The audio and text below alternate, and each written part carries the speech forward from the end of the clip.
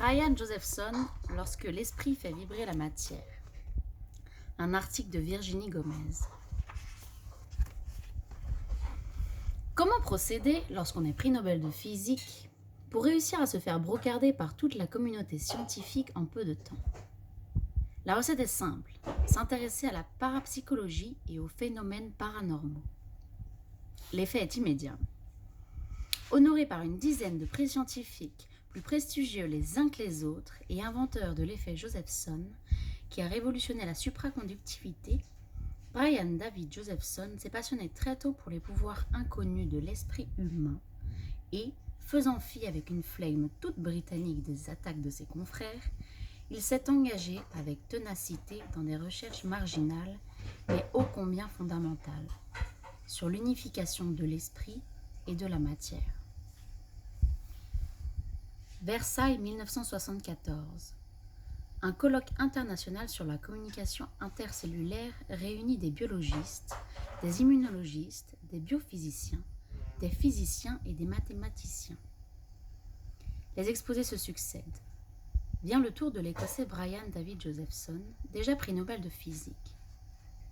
Première surprise pour l'assistance, sa liste de références mentionne la Bhagavad Gita et les écrits de Maharishi Mahesh Yogi, le promoteur de la méditation transcendantale.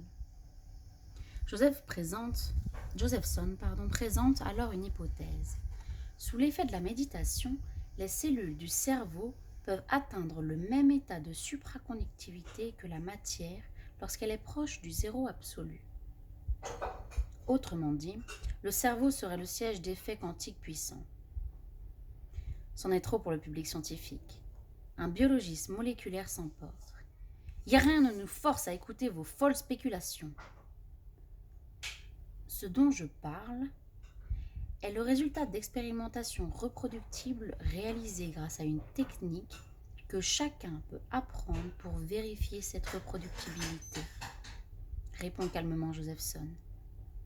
La conférence s'achève dans le brouhaha. Cette anecdote résume le personnage.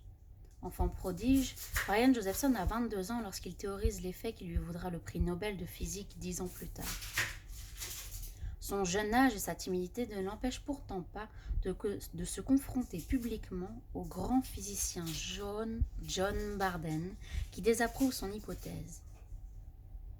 Rarement le scientifique ne renoncera à un débat d'idées lorsqu'il aura lui-même étudié le sujet et forgé sa propre opinion.